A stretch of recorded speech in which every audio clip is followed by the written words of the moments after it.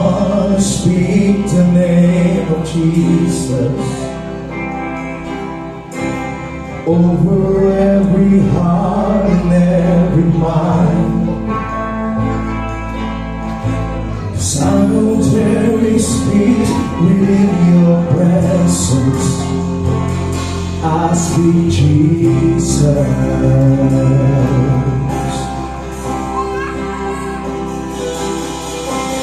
I just want to speak the name of Jesus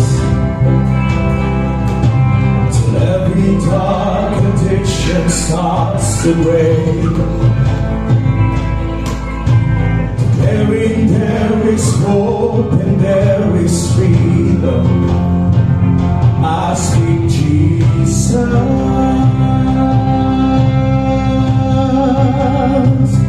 Your name is power. Your name is healing. Your name is life. Break every stronghold. Shine through the shadows. Burn like the fire.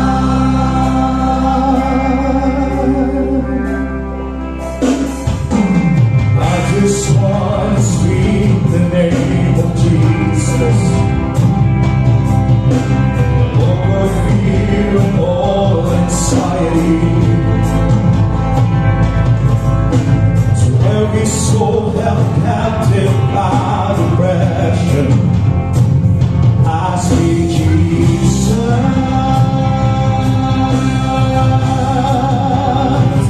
Your name is power. Your name is healing. Your name is life. Break every stronghold. Shine through the shadows. Burn like a fire.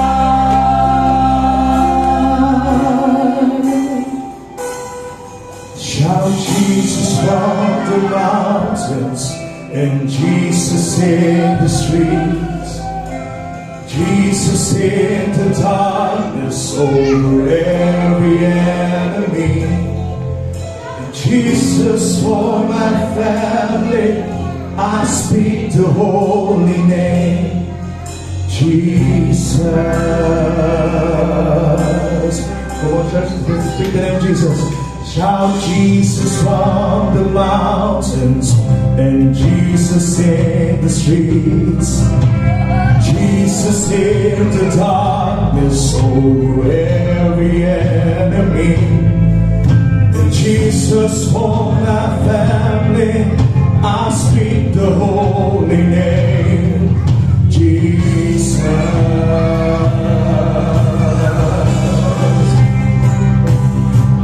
Shout Jesus from the mountains and Jesus in the streets. Jesus in the darkness over every enemy. Jesus for my family, I speak the holy name, Jesus.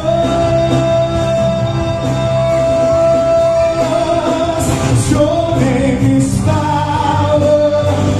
Your name is healing. Your name is life. Break every stronghold. Shine through the shadows. Burn like a fire.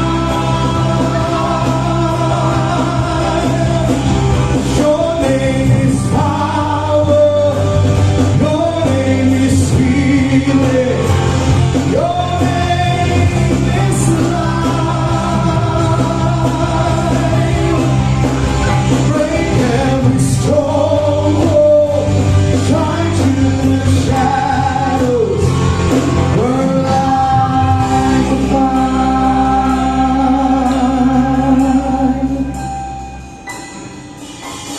I just want to speak the name of Jesus over every heart and every mind. 'Cause I know there is peace within your presence. I speak Jesus. Hallelujah po, Panginoon. Tunay nga, pangalan mo, pinakakapangyarihan ang pangalan ng Panginoon at yung Jesus na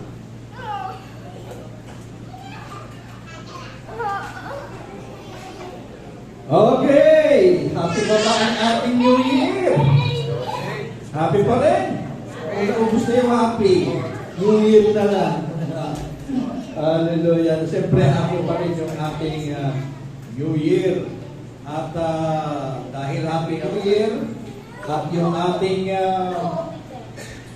declaration sa 2024 ay season of more and more. So, dapat yung expectation mo ay malaki.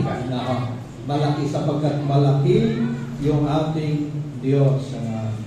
Noong Sunday, nagkasal po ako. Alam niyo po, isa sa racket ng inyong pastor ngayon ay magkasal ng mga kahit hindi ko kilala. At praise the Lord, may mga coordinator ako. Yung ibang na nakilala, kumukuha sa akin yung package na.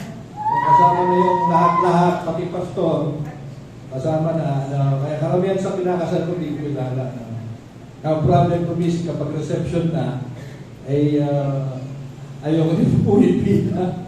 Pastor ka tapos nakapila ka sa pagkain. May nakilala po akong missionary nila Ate May. Kasama ko siya.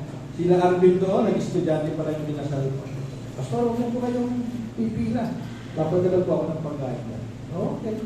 Tapos kung magpaalam lang ako doon sa missionary, Pastor, hindi lang yun. Di ba meron mga nakapaalot yun? Sa inyo lang po itong aking nakapaalot. Wow. Talaga mga maliliit na pabor para sa atin. Alam nyo, para ma-enlarge daw natin yung ating territory, mapalaki natin, ma-increase natin yung ating capacity to receive more and more. Ayun, 2024, isa sa magandang ilustrasyon ay yung tanggalin natin yung mga luma na hindi na kailangan. Like for example, sa ref. Sa ref nyo, sino po rito hanggang ngayon merong halaya? Ha? Sa ref nyo, hanggang ngayon meron pa kayong spaghetti. Ha? Sauce ng spaghetti, may hamak na. Minsan kaya hindi makapasok yung mga bago, ay yung mga luma dapat tinatanggal na para naman makapasok yung mga bagong blessing. Amen? So kung may mga luma pa dyan, alisin na ninyo. Baka may dinuguan pa dyan hanggang ngayon na naka-tupperware. Pero pwede pa, plastic nyo, at ipadala nyo sa amin. Joke lang po yan. Pero isang magandang ilustrasyon. Mga luma, tanggalin natin para yung mga bago ay makapasok naman. Okay. Tatlo ang aking clicker, pero lahat nalimutan. Meron tayong taga-pindot. Again, yung ating declaration, yung verse of the year, Awit 115 verse 14, tatandaan niyo po yan, bulay-bulay niyo, buong taon, sinasabi po niya, the Lord shall increase you more and more. You, hindi lang ikaw, and your children. Basta bakit tayo nag-declare ng ganyan kapag January, kapag magbabago yung taon? Kasi mga kapatid, ang daming mga pamahiin na pumapasok at paniniwala kapag magbabago ang taon. Tingnan nyo, meron ng color of the year. Di po ba? Meron ng color of the year, meron ng mga swerteng negosyo, swerteng pagkain, swerteng kulay. Pumapasok po yan. Sasabay ba tayo diyan? Sasabay ba tayo diyan? Isa pa, kung isang pag magbabago ang taon, kung isang may halong pangambaba, ano ang mangyayari ngayong 2024 sa akin, sa pamilya ko, sa trabaho ko, minsan ang sitwasyon, madalas ko sinasabi, nagsasalita, unahan mo na. Diba? Unahan mo na. Nagsasalita ang taon, ang bagong taon. Diba? Makakaraos na kaya kayo. Uunahan na natin, deklarahan na natin kaagad ng word of truth, the Lord shall increase you and your children more and more. At nilatag natin last Sunday na ang Diyos talaga ay Lord of increase. No? Hindi lang basta life, kundi abundant life ang gusto niya sa atin. Hindi lang basta joy, kundi full of joy ang gusto niya para sa atin. Siya ang Diyos na hindi nasasapatan. Kung ikaw ay sapat na sa iyo, no? Sapat na sa iyo, ganyan ka, ang Diyos hindi pa. Dahil ang Diyos, ang gusto niya talaga sa atin ay mag-overflow tayo. Now, natin yung tatandaan ko, hindi kalooban ng Diyos na i-bless ka lang. Ang kalooban ng Diyos ay maging blessing ka. Amen? Yung umaapaw ka na, ano pa yung mga sobra-sobra sa iyo, ay nagiging pagpapala na sa iba. Amen? Ano ba gusto niyo dun sa dalawa? Pinagpala o naging pagpapala? Pag naging pagpapala ka na, marami ka na. Amen? Sobra-sobra na ang nasa iyo.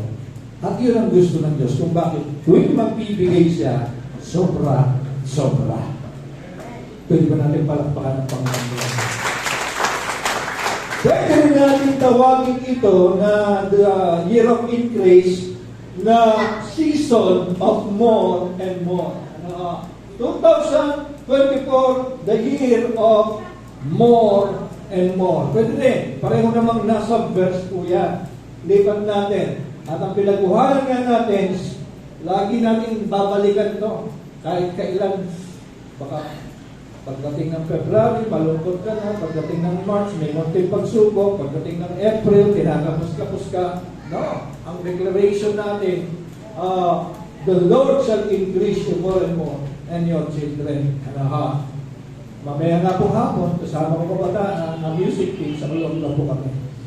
At baka dalhin ko rin ito sa kanila. More of encouragement para sa kanila. Okay. Ang Diyos po, God has great things for you. Sino naniniwala doon? Marami. Sapagkat nakita natin, mula sa kanyang kayamanan hindi nauubos, sabi sa Philippians. Imagine mo yun mula sa kayamanan niyang hindi nauubos, sabi sa Philippians, ibibigay niya ang lahat ng ating mga kailangan. Idiniin doon, ang kayamanan ng Diyos ay hindi nauubos. Kaya kung meron kang fear, baka maubos, mga kapatid, mukhang nalilitan ka sa account ng Diyos. Mukhang nalilitan ka. Malaki po. Huwag kang matakot mag-release ng mga blessings na nasa iyo sapagkat yun ang simula ng faith mo, magiging daluyan ka. Magiging daluyan ka ng blessing. Yung iba may fear na mag-bless ng iba, hindi makatulong, baka sila naman ang kapusin. Of course, hindi natin inaalis yun. Marunong din naman tayo magplano, pag-budget, wisdom din yun. Pero kung meron kang faith naman na isusupply na hindi mauubos ang Diyos kabibigay sa iyo, kapatid, then iba-iba tayo ng faith Amen? Iba-iba tayo ng faith. Hallelujah. So, siya po ang God of increase. Pero sabi natin, minsan, hirap tayo tumanggap sapagkat maliit yung ating kapasidad. Naliliitan ka sa Diyos, naliliitan ka sa sarili mo.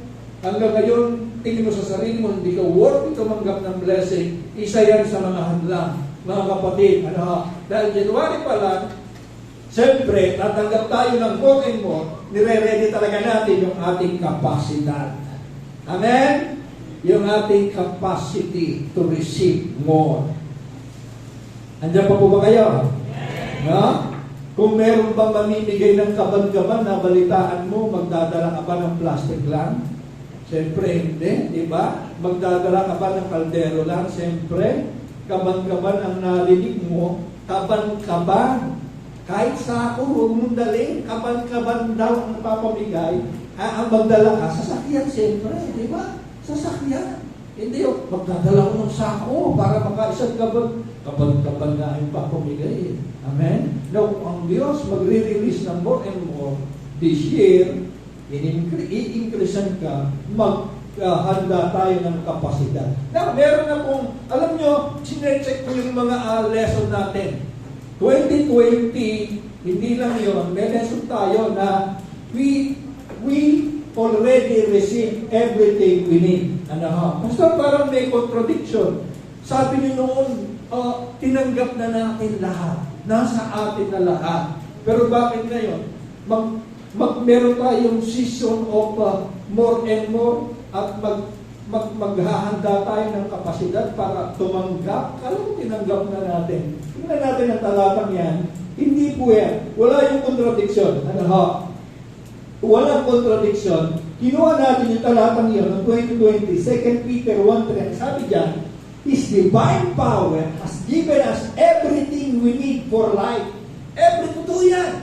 No? Ang lahat ng kailangan natin ay binigay na physically, yung kailangan natin sa physical life and godliness, spirituality, through our knowledge of Him who called us by His own glory and goodness. Pero ang pinag-uusapan po natin ay more and more. And increase. Amen? Amen. Po ba yun? Lahat na bagay, yung righteousness, yung holiness, yes, nasa iyo na mga kapatid. Yung healing, nasa iyo na mga kapatid, bago ka pa nagkasakit. No? Nakadeposito na sa iyo. Pero dahil iba-iba tayo ng faith, ang iba sa atin hanggang ngayon, humihiling pa rin. Ang iba, kiniklaim na nasa akin na. Yung iba, Panginoon, bigyan niyo po ako. Dahil ang Diyos hindi naman siya after sa formula. Anak, mali ang formula mo. Nasa iyo lang na, humihiling ka pa. Ay, hindi kita bibigyan. Hindi gano'n ang Diyos Ama. Mali ka ng prayer. No? Yung intro mo sa prayer, mali yan. Dapat ito ang unang. Di ba ganun tinuruan tayo? Acts, adoration, confession, yung formula, yung balantas ng panalangin, na para bang ito ang simula, ito ang gitna, ito ang dulo. No, hindi ang Diyos after sa formula. Ako na yun, yung mahabang na nalangin, no? Mas tumanggap pa yung naiyak na, wala naman sinabi. Why? Because ang sabi, ang mga hibig, ang mga luha natin at mga iyak, ini-interpret ng Holy Spirit sa Ama. Kahit di mo na sabing mabuti yung kailangan mo, alam na ng Ama ang kailangan mo, kung kaya kahit iyak lang, alam na ng Ama, binibigay yung sagot. Amen o ba?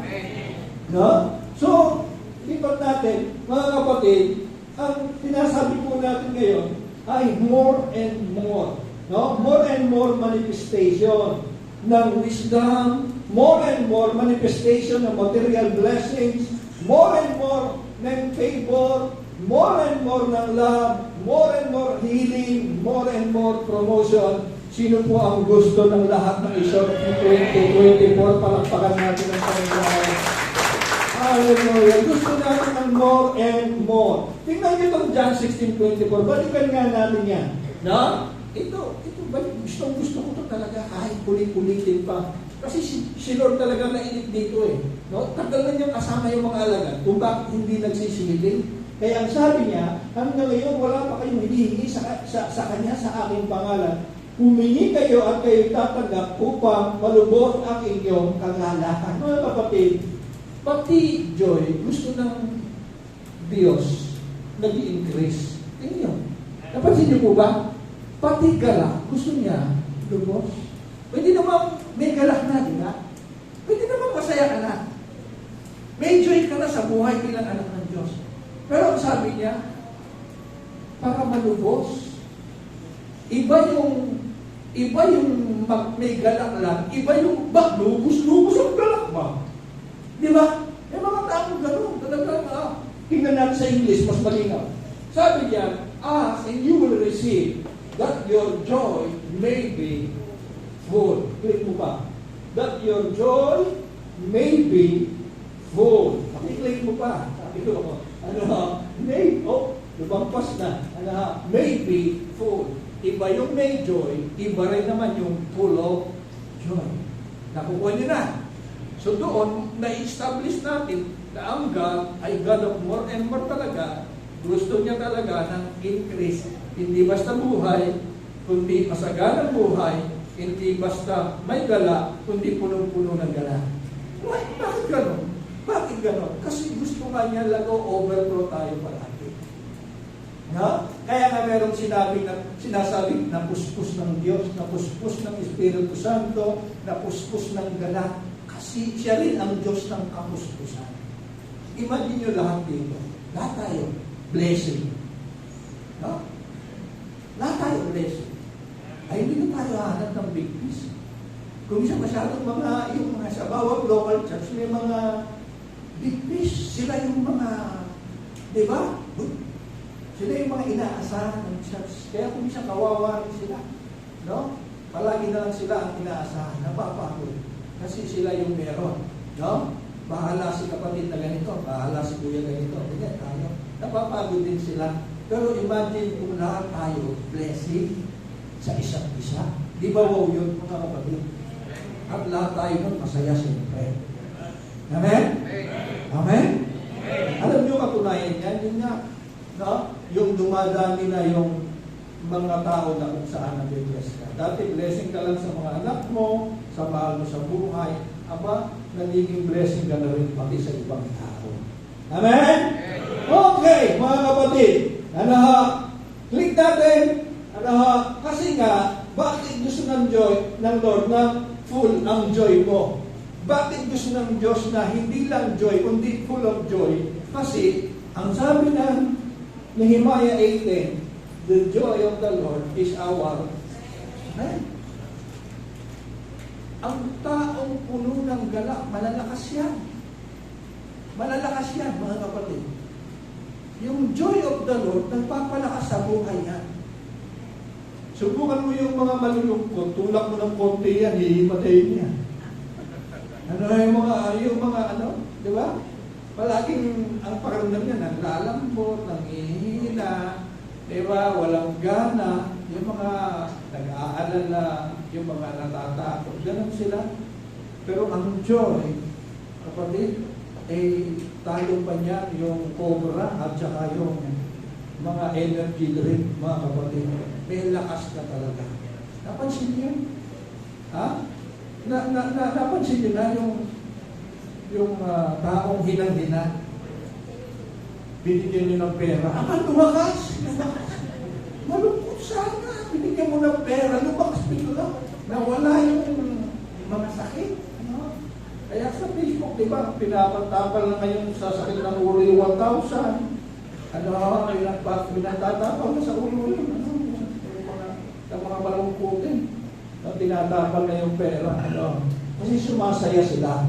So, balikan natin. Increase your capacity to receive. Balikan natin. Balikan niyo yung piling. Nagpakain ng Panginoong Hesus ng 5,000 katao. Ano ba nangyari doon? Ano ba ang nangyari doon? Tingnan natin para ma-establish natin na importante talaga na malaki ang lalagyan mo ngayong 2024. Nalalakihan mo ang hiling mo kasi meron kang malaking Diyos. Amen?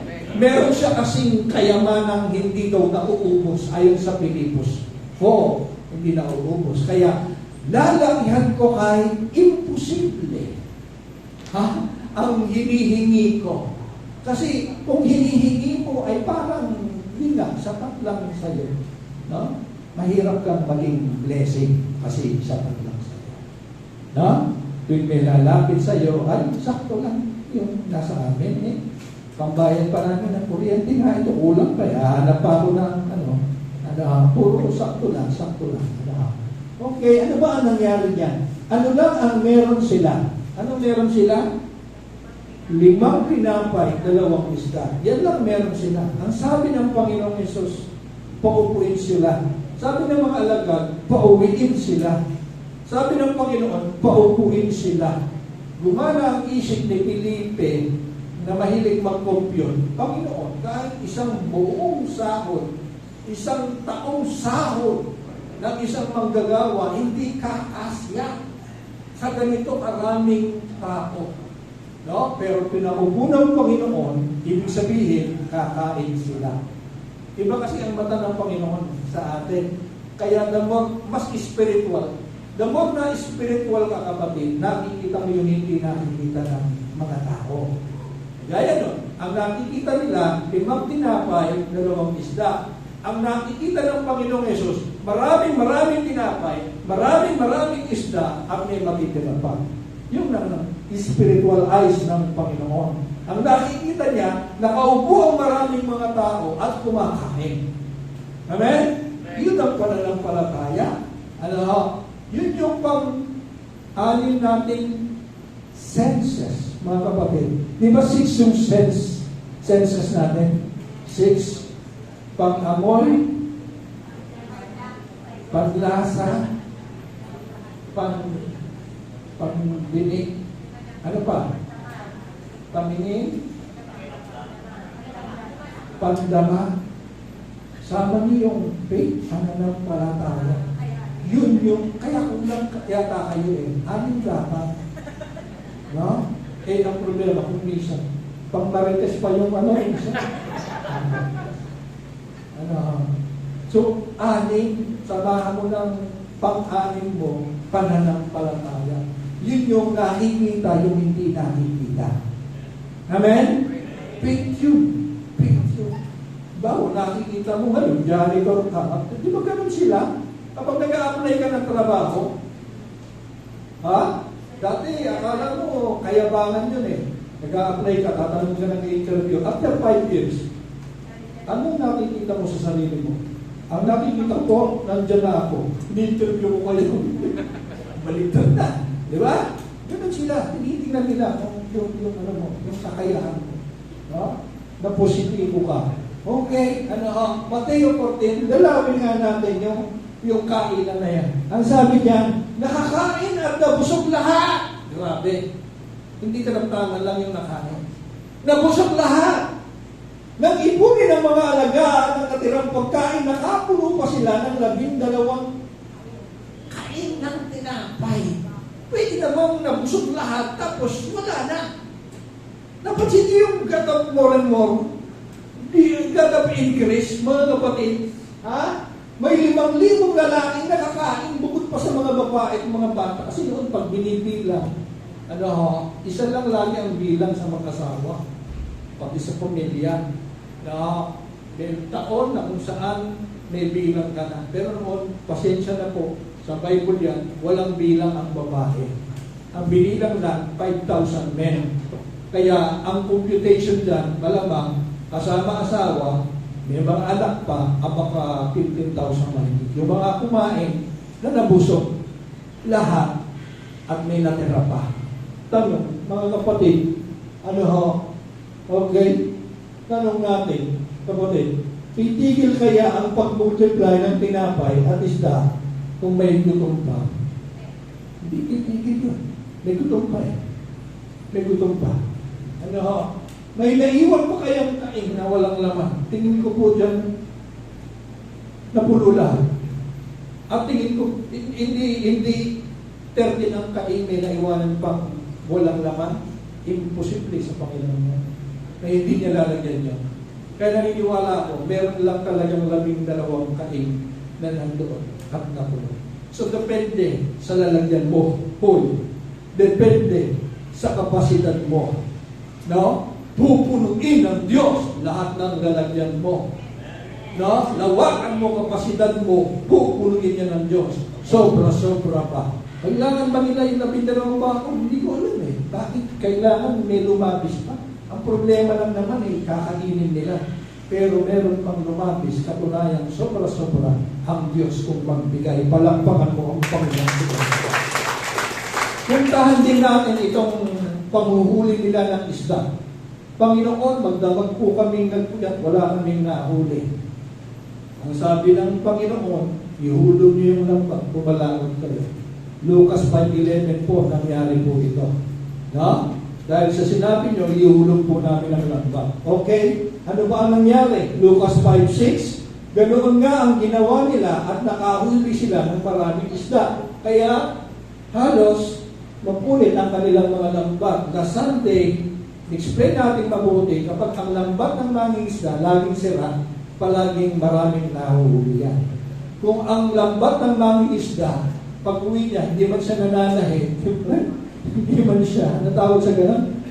Naghahayuma. Ay, yung mga kasamahan niya, kapitbahay niya, ay puro lagi naghahayuma siya, lagi matinulambat niya. Walang huli yun. Huwag niya sabihin, matibay ang lambat ko eh. Ano matibay? Wala kang huli. Hindi ka marunong. Pero yung laging sira yung lambat, mga kapatid, ay palaging may huli yan.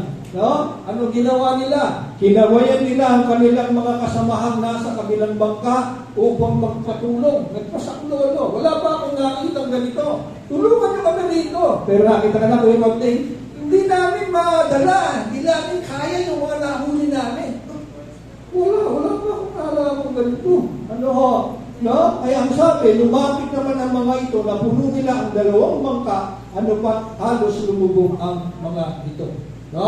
Sabi natin last Sunday, hindi tiklis, hindi cooler na lagyan nila, bangka na mismo ang lalagyan nila. At yung bangka nila, dalawa, ay napuno na, halos lumubog pa. Pwede naman ang Diyos magbigay ng sakto lang sa kanilang mga pamilya. Pero alam niyo, gusto mo patunayan ng Diyos dito? Di ba? Pwede naman. Ang mahuli, yung sakto lang sa kanila eh. O kaya yung may maibigay man lang sa kapitbahay. Pero hindi lagi may pinapatunayan ang Diyos, kapatid. Nakukuha niyo po ba? Lagi siya merong gustong patunayan na pinagbigyan kita, sigurado mapapansin mo ako yung nagbigay. Amen? Sigurado mapapansin mo, galaw ko to. Kilos ko to. Hindi nagkataon lang. Hallelujah. Amen? Hindi nagkataon lang. Kapatid, tanong ulit. Kung may pangatlong bangka, dalawa daw eh. Bangka ng mga alagad. Kung may pangatlong bangka pa kaya ang mga alagad, mapupulutin kaya ng isla. Sino naniniwala? Mapupulutin. Depende nga sa kung ano meron ka. Depende sa kapasidad mo para tumanggap ng biyaya. Lakihan mo, kapatid. Nagsisimula pa lang ang Enero. Amen? Nagsisimula pa lang. Lulubog na kasi ang pangalawa. So, tumigil na ang supply ng isda. Nakuha niyo po? Tumigil na, hanggang doon lang. Wala nang lalagyan. Wala nang lalagyan. Puno na dalawang bangka. So, hanggang doon lang ang mga alagad. Pero kung meron pa sana, pupunuin din ng Panginoon yun. Amen? Amen na ba? So, kung hanggang saan ka, kapatid, pupunuin din ng Diyos yan. Bahala ka. Kung baso lang ang dala mo, ano magagawa ng Diyos? Kung baso lang ang sayo, pupunuin naman yan. Aapaw yan. Pero kung ang sayo, hindi baso. Drum ang i-ready ko ngayong taong ito. Amen? Hindi ka masiyahan, huwag drum, swimming pool ang i-ready mo. Amen? Diba? Kami po, may mga deklarasyon kami, mga pangarap kami, yun, faith. Hallelujah. Yung lane, kumuha naman tayo lagi kong nadadaanan natin ito eh. Kumuha naman na tayo ng sumubra-sobra yung kanyang kapasidad para mag-receive. Puro kinukulang eh, puro hanggang doon lang. Tingnan na, di ba? Itong lumpo na ito ay matanda na, hindi ko alam kung ilang taon na siyang binubuhat sa templo. Kilala na siyang lumpo. Di ba may mga kilala na tayong pulubi? O kilala mga naglalakad dyan sa Baraka? Meron pa nga dyan, namamarap eh.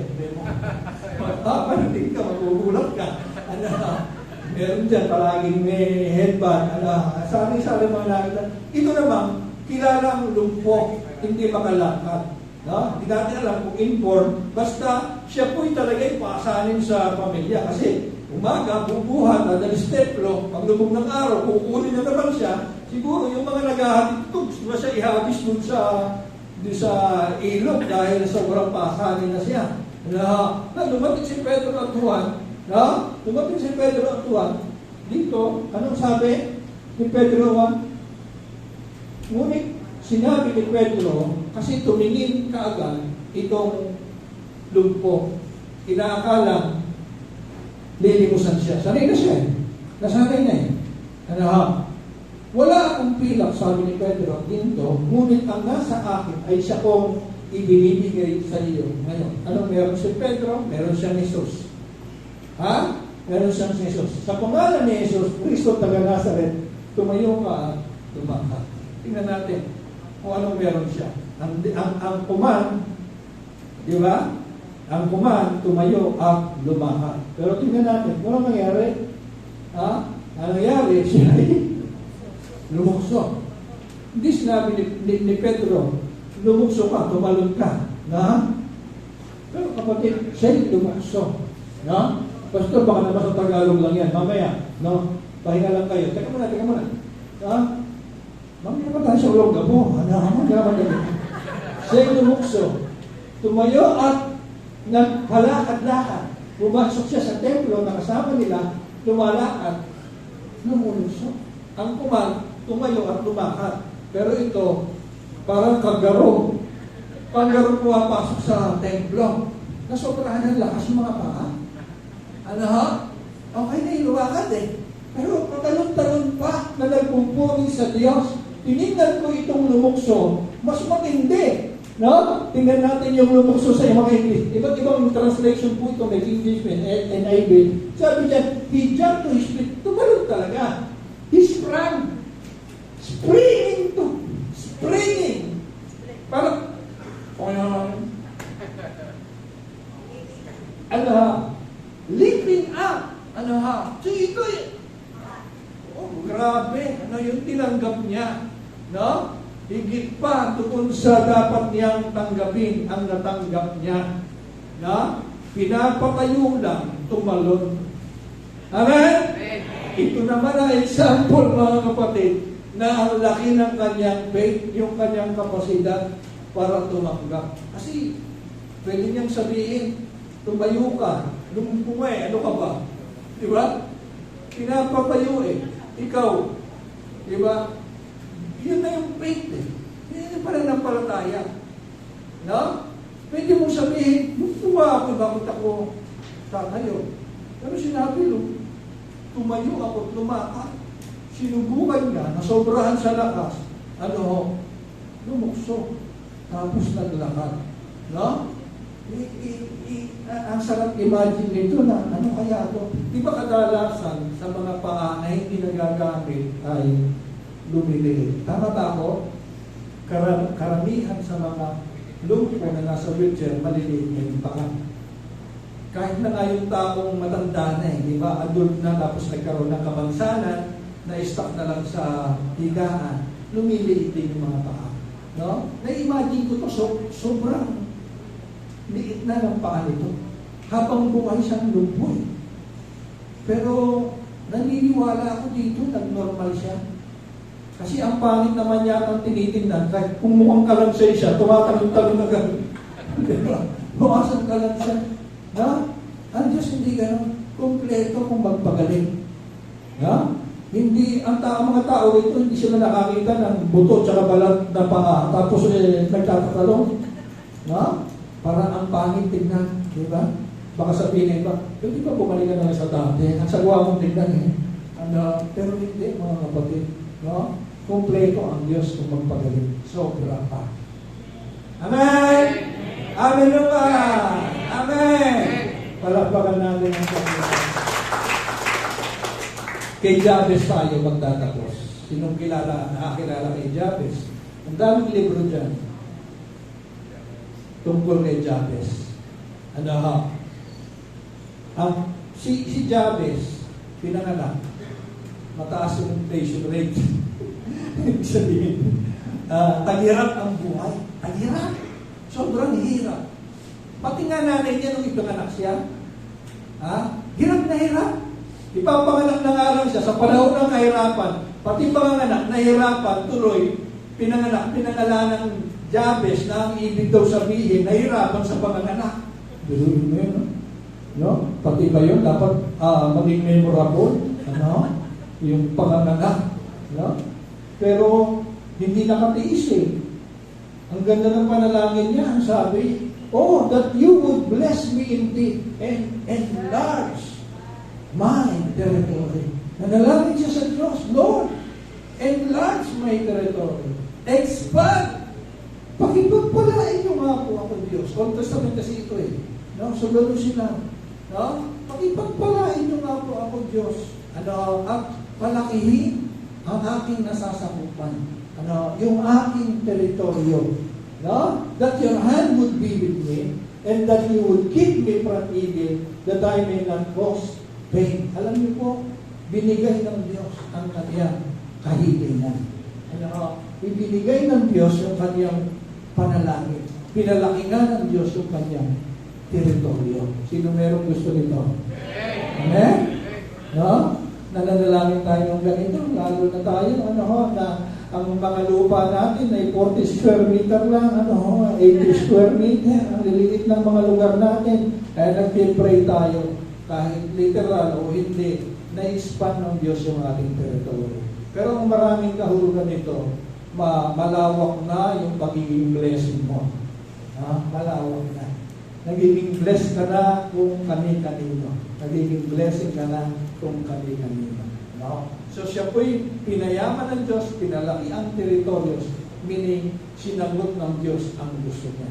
At ako'y naniniwala mga kapatid, kung si Jabez ay humihingi ng 300 square meter lang, baka binigyan ito ng Diyos ng hektarya. Amen? Amen na ba? Kasi nga, napatunayan natin, na-establish natin na ang Diyos ay Diyos ng more and more. Amen. Amen. So the source of your life is the force of your life. Sino source natin? Si Jesus, ang God of more and more. And the source of our life, si Jesus, ang Diyos na hindi naubusan, siya po ang magsishape, maghuhubog ng ating lalakaran, ng ating buhay sa taong ito ng 2024. Amen? Di po ba't napakasarap ngayon, nakaupo kayo diyan, talagang ang salita ng Diyos na rinig nyo, tinutulungan tayo nitong makapokus. Kesa makarinig ka ng mga swerte-swerte, malas-malas, malas ang ganito, sa taong ito, swerte ang ganito. No, nakunahan na natin ang declaration ng Diyos, i-increase tayo more and more this year 2024. I believe may mga magpapatutuot sa atin Christmas party, Christmas day, sa dulo ng taong ito, ay talagang may mga magpapatunay sa atin. Pastor, totoo nga, 2024. Hallelujah. Nag-increase na po kami. Ano bang increase? Dati po, 2 lang anak ko. Ngayon, 12 na po yung anak. Pwede rin naman yung mga ganun. Huwag mo naman pakadali-dalihan. Okay, tumayo tayong lahat. Magpasalamat tayo sa Panginoon. Pinupuri, dinakakita, pinapasalamatan, sinasambakan namin sa mga pangyarihan kong salita na palagi po umahalin sa amin, nagpapatatag sa amin, nagpapalakas ng aming loob upang magpatuloy sa buhay na ito na amin pong nilalakaran at nagpapasalamat kami. Meron pong Diyos na hindi nauubusan ang kayamanan na nangakong ibibigay, Panginoon, higit pa sa aming hinihiling. Hindi lang yung aming kailangan, kundi higit pa sa aming hinihiling. Ay ibibigay mo at napatunayan namin ito sa iyong salita na kung magbigay ka sobra-sobra sa pag-nais ko na meron din kami maibahagi sa iba. Salamat po na marami, Panginoon. In Jesus' name we pray.